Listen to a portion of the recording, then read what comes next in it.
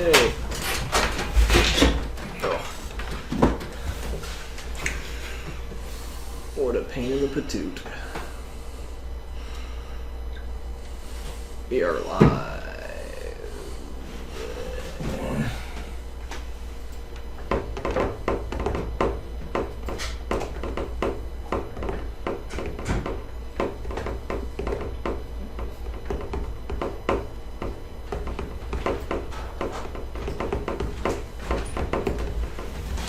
Good? Yep. Cool. Alright. Try it again. Welcome to Jake and Trev Live. Oh, you had two chances. I'm Jake. Oh. Got it. So real quick, I put my new episode out today. Make a long story short, we had a couple of technical difficulties there. Sorry, anyone who's joining us late. We are up. We're going to go till about 11 o'clock tonight. A little bit shorter show tonight. Been a big week. Okay. Jake's got his new episode out. It's pretty kick-ass. I really enjoy it. It's a good departure from the kick-assedness of Febolo Younguary. It's a whole different kind of kick-ass because it pays a little bit of homage to some old-school, influential MTV culture, and you know what I mean. It's pretty good, so you should definitely check it out. Yeah, absolutely. Let's see. Say hi to my mom. Say hi to my dad. Those are the ways that these things go. That is the lay of the land. Here in episode 71, the real episode 71 live event. No invitations, no excuses. No substitutes. So I'm gonna let the audience in here. Funny story. So we were trying to fix the camera. We had to put all the settings on it super funky last week. Because we did the Five Nights at Freddy's. Five Nights at Freddy's. We were in the dark, and I know... Which was a lot of fun, by the way. Oh, yeah, absolutely. If you haven't seen that, that's another video we have up. We did the Let's Play last Wednesday, Five Nights at Freddy's 3. Mm-hmm. Do you want to see how far we got? Check out the video. Right. If you want to see the poop, enter our pants. I will say this. I was playing a little bit before the episode tonight. I did not get any farther than we did last week. It was close. Close, though. It was very close. Close. But we had to set the camera settings all funky because we wanted it to be spooky and dark in here, but we also wanted the camera to see our faces, so we had to set the settings kind of obtuse, put a little, had a light on my camera shining up toward our faces so you could see the goods, and of course, when we set up the camera here this week, everything's all funky. We couldn't figure out how to fix it. It looked like the closest I could get. It kind of made it look washed out, like a sepia tone. Yeah, it was like we were like old-timey miners. The spaghetti western, Jake and Trev, the spaghetti western. But no, we were able to find the correct setting. So hopefully it doesn't look too bad. Yeah. So if you're with us, say hi in the chat just so we know that you made it back over here. Hopefully you didn't give up on us. That's the other thing. Learning how to stream on YouTube. Apparently, when you stop the stream, it just makes its own event. So it's automatically over as soon as you stop streaming. There's no restreaming. You can't jump back into the stream. You are permanently out of the stream, which is a bummer. So hopefully you're with us. And a lot of big stuff in the works for peanutbutterdisaster.com, which is our website. I cannot plug that enough. If you are watching us, you should go to the website where all the stuff is. We got a lot of awesome videos. Again, I mean, just too many to remember everyone's stuff. I know there's a new episode of I'm just gonna leave you twisting the wind on this one for a good long while. It's horrible. I feel horrible. I know Kira put out a new one of his. Yes, Kira's continuing his Nuzlocke series. His Pokemon Omicron. Season Pass has a new episode of The Flash Forward, or Fast Forward. They should have called it Flash Forward. I'll just be honest. When I was watching it, I know Michael was alluding to the pun of Fast Forward because it's the Flash and he goes forward in the future. But and he goes forward fast. Why wouldn't you call it Flash Forward? I don't know. But so there's that.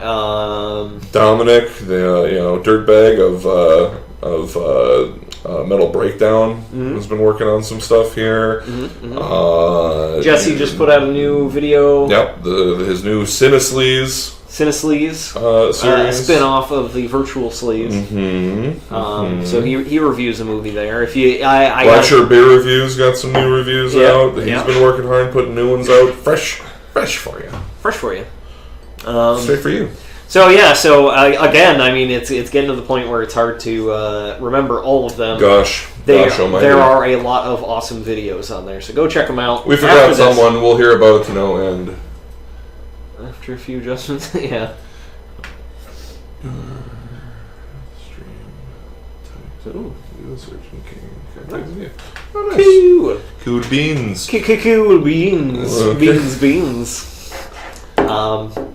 Yeah. So let's see. What's in the news? I know the Avengers trailer is probably one of the biggest things, and I know we talk about comic book movies a lot, but it was kind of big. It came out last week. I believe it was after Wednesday.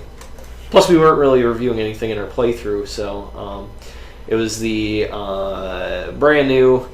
At the very end, there's a Vision teaser. At the very end of the trailer, looks good. You know what? Let's just do a Jake and Trev watch. Okay, we'll do. We'll do a Jake and Trev watch with you guys. We'll put the new trailer, the link right in the chat, so you can click on that and have fun with it. I think it was on the main page. I think it was actually the one that was like right center. Oh, is this new? Okay. Age of Ultron trailer 3. We'll throw the link up there so you can see it. We'll give you a minute. I'm still not entirely sure what the delay is on the YouTube live. Comments can't contain links. It's a link in your video description referred to in the comment. Oh, that's fun. So just go to Marvel Entertainment. So you're looking for trailer 3. Marvel's Avengers Age of Ultron trailer 3. That's not that. It's going to be the first one that has like a bajillion views. It'll be right on their front page, actually. I'm pretty sure. Let's see. Yep, it's if you go to Marvel Entertainment's YouTube page, and we'll give you a minute so you can get there. Right. It's the very first one, and when you get there, go ahead and pause it. Set the counter back to 0 so you can watch it with Jake and Trev. We need to subscribe to this channel. I don't know why we haven't subscribed yet. That's dumb.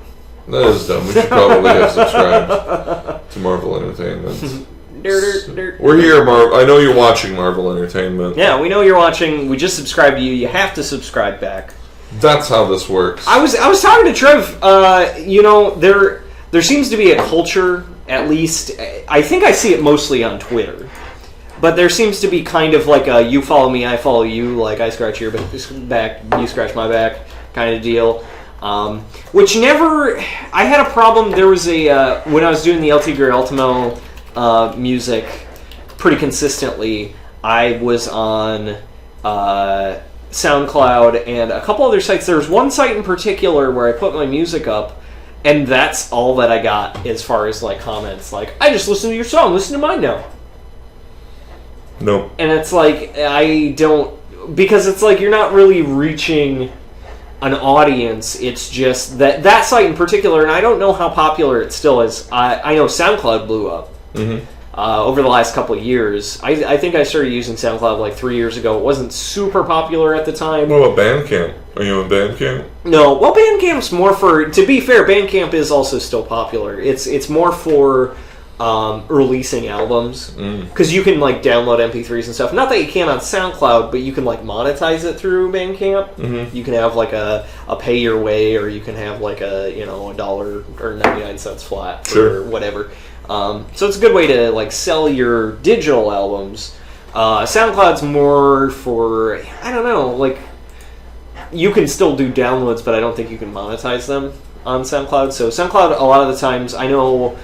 For looking for like copyright-free music and stuff, it's a good spot too. I haven't really done that there very often, or at all. But I think I've searched there for copyright-free music for like videos and stuff. But yeah, Yeah, I remember. I can't remember the name of it, but it was a site where it was just all artists like trading likes.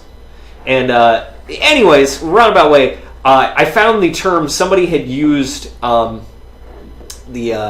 potluck liking or potluck sharing. Basically, just the word potluck, and it made sense to me because it's like, you go to a potluck, you bring food, everybody else brings food, y'all. Sure.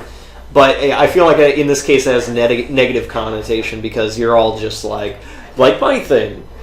Like and share this, friend me, add me, subscribe, all that stuff. And it's like, it's tempting to do it. And I know a lot of people on Twitter do it, but you ever go to a Twitter page and you see that they have like 10,000 followers, but then they're also following like 10,000 people? Don't take them seriously. You can't take them seriously. It's really weird. But if you if somebody's got like 10,000 followers, but then like they're only following maybe a couple hundred max, then you're like, okay, this person's pretty popular.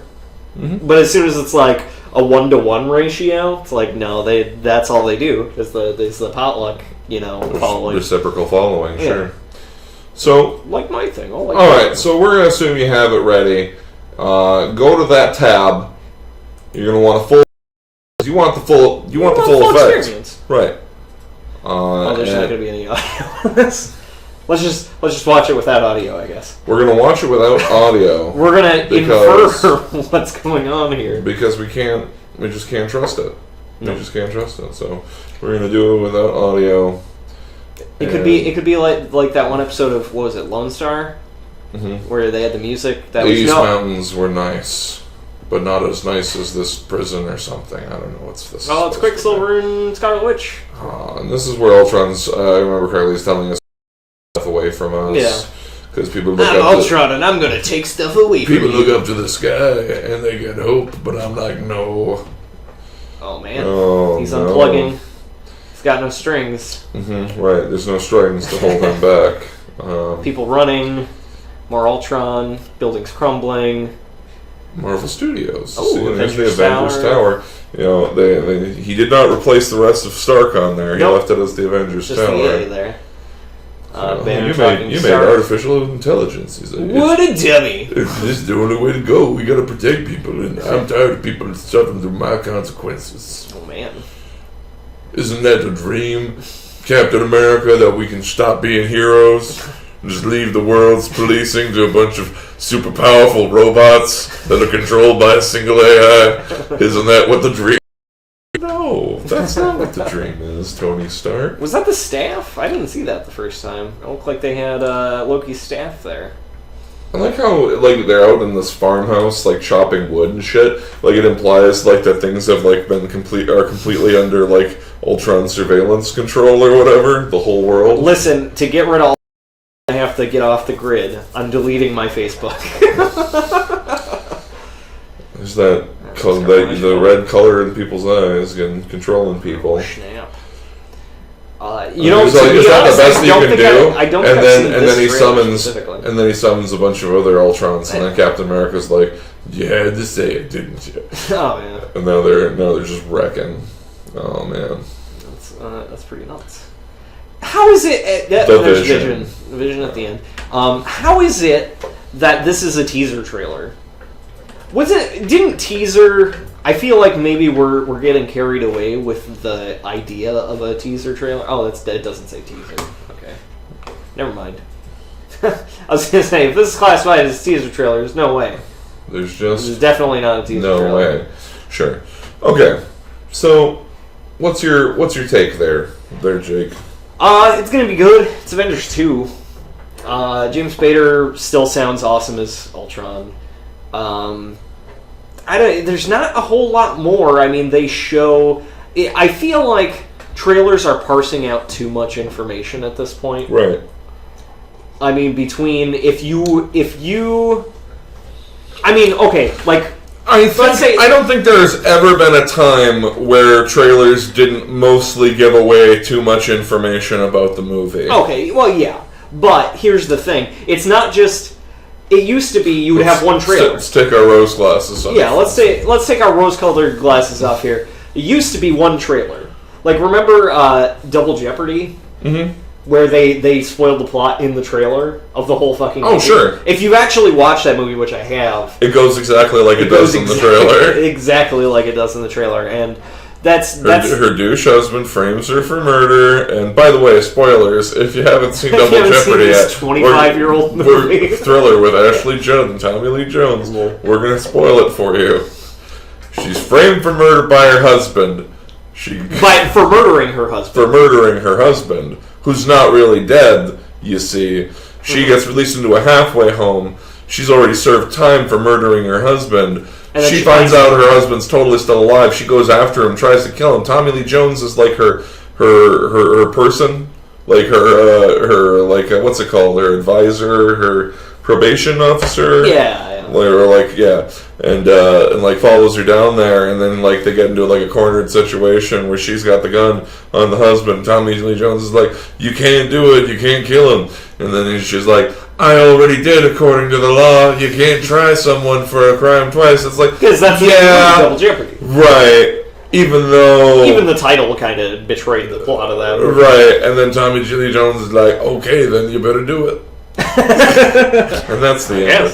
And that's the end of Double Jeopardy. Yeah, but I mean, those were movies that only got one trailer. If you think about how much like pre-release coverage any given movie does, especially one as nerdy, it hits that Venn diagram GUI center of super hype, nerd cred, and like just popular movie overall. It used to be. Like 15 years ago, you could go on to Ain't It Cool News. You could find, like some little tidbits here and there, and that was it. And then most of the time, people would put out like one trailer, or they would put out a teaser trailer. Like if it was a character, I think there was a teaser trailer for the first Spider-Man, but now to keep your interest until the movie comes out. Which could be from when they announce it to when it's on the screen. They put out a teaser trailer. Then they put out another teaser trailer. Then they put out a new trailer. By that point, they've used like 90% of the footage in the fucking movie to fill out all these trailers. I imagine if someone were motivated enough to do so, they could take all the trailers from, let's say, the first Avengers. Probably more so with this Avengers, and they could cut all that footage and try to make a good guess as to how the movie would go. Like, I feel like, or when the movie comes out, like if you could get a copy of it and like lay it out and then figure out what the scenes are from, and then figure out like, okay, so what didn't the trailers have? It would be probably a shockingly small amount. That wasn't included in the trailers. It's probably like story building, right? Character building, the actual segues between why are we on a mountain, why are we in the city, So it's kind of shitty because it used to be, like I said, 15 years ago you could look at it, you would have to look it up and you get a very small amount. 10 years ago you could probably look it up, get a small amount. They were still one or two movie trailers. That was about it. Maybe a teaser or two. Now it's like, this is the third Avengers trailer. There's probably like 4 or 5 teasers. You have posts about, there's new footage of Ultron. There's new footage of Vision. Like, it's the stuff that's leaked before the trailer even comes out. You have like the production stills. You have everything. And you don't even have, at this point, you don't even have to look for it. It's just in your Facebook feed. It's just online. It would be hard to purposely try to avoid that stuff. Yeah, I mean, on the other hand, isn't this the world that we were dreaming of? 10 years ago? Isn't this what we wanted? To have all these characters and figures from our favorite comic books. Well, yeah. Brought to the silver screen, brought up in a big way that's popular and not like niche-y and like low budget. Don't get it twisted. I'm not against the films fundamentally. I love the first Avengers. Sure. Some people have faults with it, but you can't outright pan Avengers. Well, they didn't save any of those people in those towers. On about that again. It was a good movie. Popularly, it was a good movie. Right. Critically, personally, I think it was a good movie. So I'm not saying anything against Marvel Studios or anything. The only one that I really didn't enjoy that much was Iron Man 3. Right. Everything else had some sort of redeeming quality. I'm saying like the hype machine though. Like it used to be, you would like as a nerd, you would get tidbits. You'd like seek them out. It was like treasure hunt. It was like treasure hunt. Now it's just rote. But they backed themselves into a corner because you can't go without seeing it. They can't stop doing that. I think you're just complaining. I think you're complaining about this is all too good. It's too easy to find the material that I'm looking for. Honestly, if they had one trailer and said the Avengers is coming out tomorrow, and then the Avengers came out tomorrow, I don't think there would be a lack of people seeing the new Avengers movie. I don't think this whole campaign, I don't think like any of that stuff. It's like when you see an advertisement for Coke, right? You see an advertisement for Coca-Cola, but it's like, but people forget about things if they don't hear about it often enough. The only reason Coke is as ubiquitous as it is because they have worked so hard at being ubiquitous all the time. That's the only reason. So, like when we think of like the billboard scape of the modern city, or even like in Cowboy Bebop, in the Cowboy Bebop movie, there's fucking Coke signs in like the Mars colony. And why not?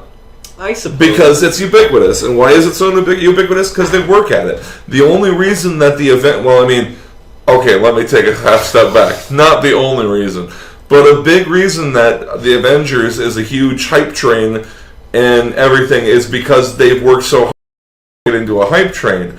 If that was really the case, where we saw Guardians of the Galaxy, and then we don't hear anything from Marvel Studios until May 11th or whatever it is that it happens, and then it's like, by the way, Avengers 2 comes out tomorrow. I mean, it would blow everybody's minds, right. But there wouldn't. But I mean, there is precedent.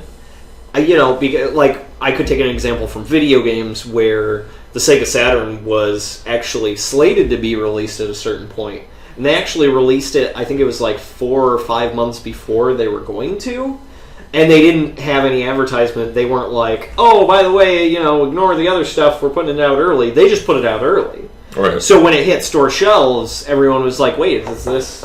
They were confused because they were like, why is it? Why didn't they wait? They also kind of hamstrung themselves with the games that they had for it, too. Because they didn't really wait for, third-party development. Nintendo. But, yeah, so, I guess Nintendo's doing all right on its own at this point. But, yeah, they got screwed. The Saturn went down in history as one of, the advertising faux pas. Because they didn't. Mm-hmm. I'm saying that this is going to be rote now. Our children are going to see movies when there was just no information. Mm-hmm. I remember being hyped when I knew there was a Spawn movie coming out. Right, when literally... back when literally the only real hype machine for that was Ain't It Cool News. Or Spawn was Spawn was 95? Well, even before then. Spawn, the first Blade movie, You probably. I remember thinking that Blade was that totally sweet vampire character that was in that episode of Spider-Man the Animated Series. It was that sounds pretty good. yeah. But now it's we have the internet, so you can go and Wikipedia whatever character you want. Sidecar to that conversation concerning Blade. I did not know Chris Christopherson as being a country artist at all. Oh, me neither. So my experience with him is opposite of a lot of people in the previous generations, where they would know of Chris Christopherson as the musician. Yeah. And then who went into movies. But for me, it's like, you know, he played Whistler, and he plays a bunch of other crusty old dudes in like in all these movies, and then surprise, he's also a country artist. Yeah. And he was on a fucking supergroup with Johnny Cash, Willie Nelson, and Waylon Jennings. Yeah. Waylon Jennings. Yeah. So I mean, you know, it's like kind of the backwards thing, but that's my sidecar. It's like I discovered Chris Christopherson backwards. No, yeah, me too. Same deal. Yeah, but that's the thing, you know. So for us to get it now, like for us to get all that information that we were always drooling over to find, is cool. I'm not denying that, but I feel like I'm getting kind of burnt out from watching a new Avengers trailer like every couple weeks, where it's like, here's a new scene, and here's a new character, here's a new thing, you know? And it's like, by the time I see the movie, I'm going to see all that coming because I have seen all of the trailers for it. Mm-hmm. Like, I feel like they're just handing it out. Here you go. The other thing is that I feel like The Dark Knight wasn't really that hyped beforehand. I remember Batman Begins kind of flopping. Not really flopping, but I remember after Batman Begins, people were like, it was alright. Critically, it wasn't. It was like right on the edge, where it was like, it's an alright movie. It could have been better. You know, the plot hole about vaporizing people. You know, like those were all things that were brought up. So when The Dark Knight was about to come out, they had the "I Believe in Harvey Dent" thing. People were excited that the Joker was going to be I remember out. there was the big like viral website like reveal thing that they did, and then they ended up repeating it again for The Dark Knight Rises with like a Bane picture. But in the first time, yeah, there was this whole like AR game that you could be a part of, and by completing tasks, they would uncover like tiles of the picture of the Joker like holding up his fucking card or whatever. Yeah. And, you know... And that was big. I believe that was like a huge... Sure.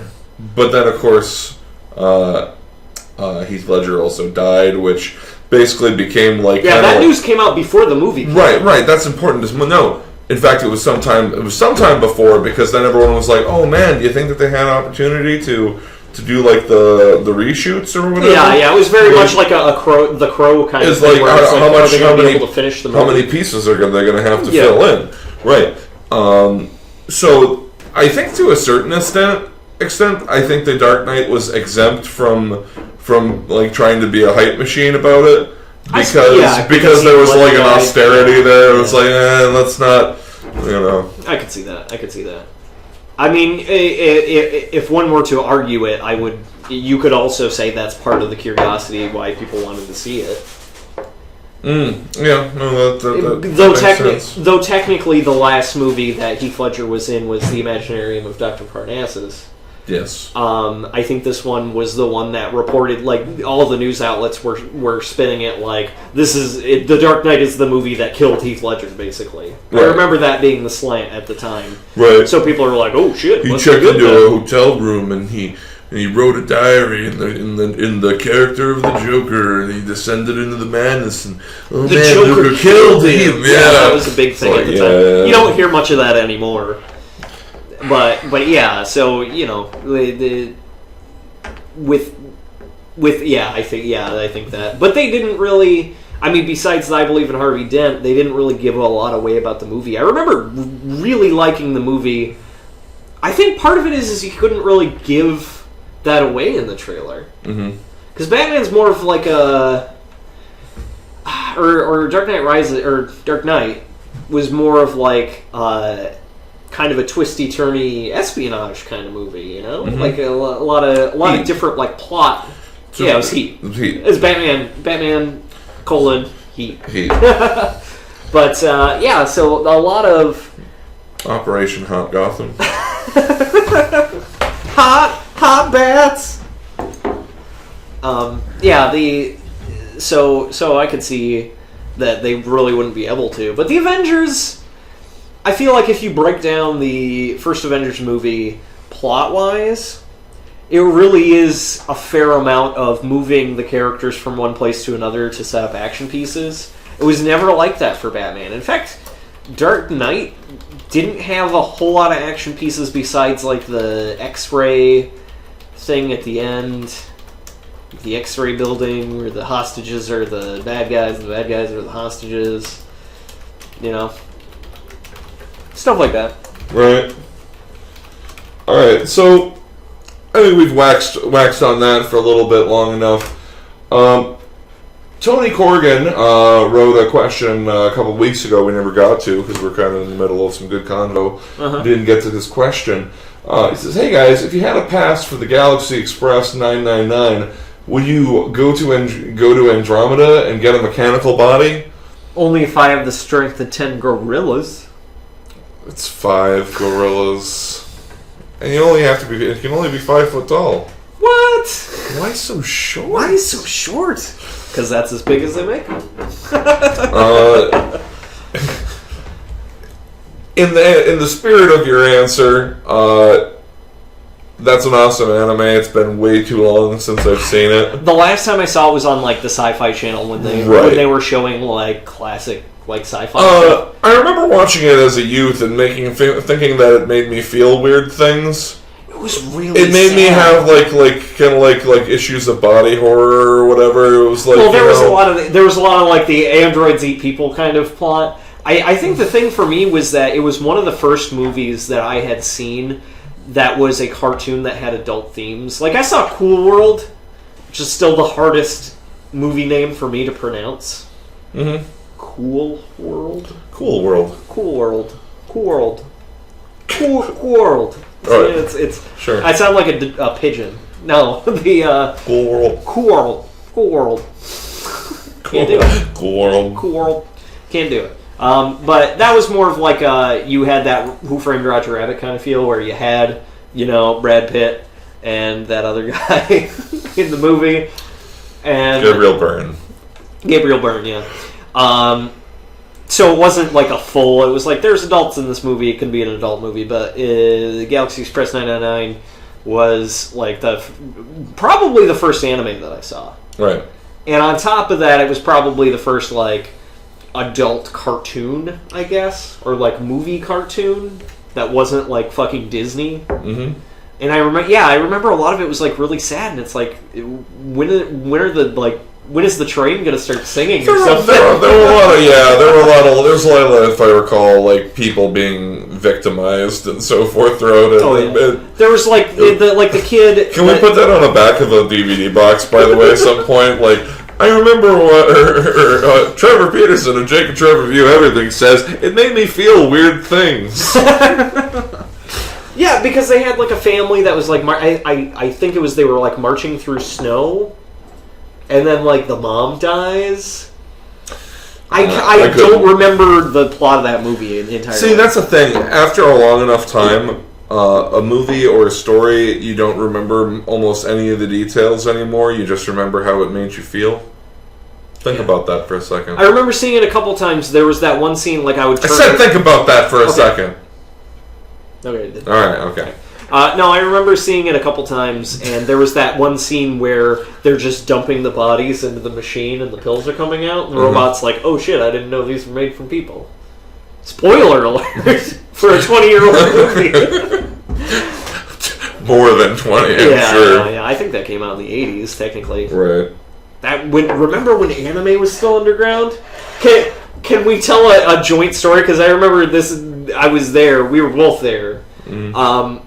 This was probably 2001, I'd say. 2002, thereabouts. Between 2000 and 2002, I'd say. Mm-hmm. I remember, not just the convention, because we went to an anime convention at Michigan Tech. And it was like 5 people. It was like there were maybe like 30 people there all day, kind of thing. Like it was pretty small. It was mostly being sponsored by the university Hentei and Anime Appreciators Society or whatever. It was. They didn't play any Hentei. We were like under 18, so. You may not have gone into some of the same viewing rooms as I. Really? Well, I mean, it wasn't it wasn't full on hentai. Oh, okay. It was a lot. There was a lot of sexy girls. Were there a lot of boobs and butts? Yeah. No, I remember seeing they had like an anime music video, like they were making those, which To be honest, I don't. Oh man, that whole subculture. Yeah. Oh my goodness. That used to be a big thing. I used to do anime music videos. I know you used to do anime music videos. I used to make them. I used to watch them. Well, you made that Aqua Teen Hunger Force. Okay, let's not talk about my music videos that I've made that's set to other people's animations. What? Why? Are you? Is that like a shameful? Is that a skeleton in your closet? It's a skeleton. Am I out into the world? It's a skeleton in my closet because I didn't really finish it, or I finished it. No, you finished it. I finished it, but like the quality descended sharply after about the midway point through the video. Well, you had like the characters like lip syncing the words, and then eventually it's like, fuck it. I had a very similar thing. I remember doing Cowboy Bebop the movie. We were just talking about that. That's weird. Cowboy Bebop the movie set to Seven Nation Army. Oh yeah. And I used most of a lot of the clips from the first scene when Spike beats the shit out of all those like convenience store robbers. Yeah, you also made a Brock Sampson from the I made Venture two Brothers. Brock Sampson from the Venture. I made one for season 1 and one for season 2. Oh wow. I think the first one was Grey Matter, the band Grey Matter, and the second one was Search and Destroy. Yeah, the first one was the Burning Down Bridges to Stay Warm. Yeah, is that right? Yeah. Because there's that moment when he's in the car in the cocoon, and then they drive the car out of the cocoon. And Anyway, way down the rabbit hole. Anyways, yeah. So between 2000 and 2002, we went to that convention.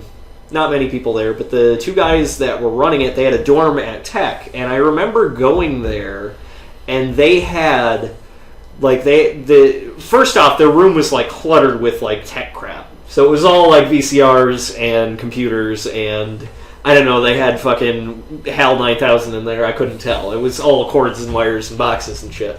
The other thing was where there weren't cords and wires and boxes and shit, there were dressers with dresser drawers. And every one of those dresser drawers had, like, an anime. And that was, besides, like, going to Sam Goody, where they would have, like, super overpriced anime. That was dubbed, either poorly dubbed. Usually, and by that I mean, by the way, not just that like the words didn't match up with what the mouths were doing. The voice actors did not give a shit. But then they didn't give a shit, and also like a lot of nuance in the story got chopped out and dialogue simplified, and so people who previously been saying really sweet Japanese existential things, bunch of Shinto stuff. Now they're just like flapping their gums about like beers and sports cars. I don't know. But yeah, I remember that was just like, wow, there's like this whole underground of anime. And then I feel like Toonami kind of picked that up too. Because I feel like that was the gateway for me. I remember specifically seeing Cowboy Bebop on, it must have been Toonami. And being like, this sucks. This show sucks. Mm-hmm. I just never watched it after that. But I remember watching a lot of Dragon Ball Z.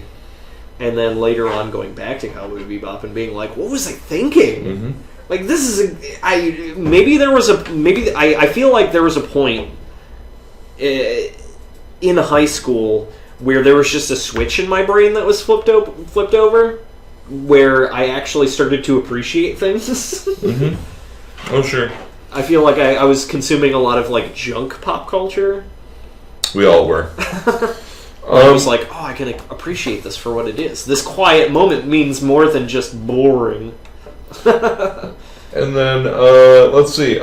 Jake and Trev Review Everything asks. See, I wanted to ask this question. I thought of it, and I didn't want to. I saw you type that in. I wasn't going to say anything. I didn't want to lie to you guys. I figured I'd come clean. I wrote this question. I would have totally backed you up on the lie. So. I appreciate that. But Jake and Trev Review Everything writes, will Nintendo ever make another Mario Brothers movie?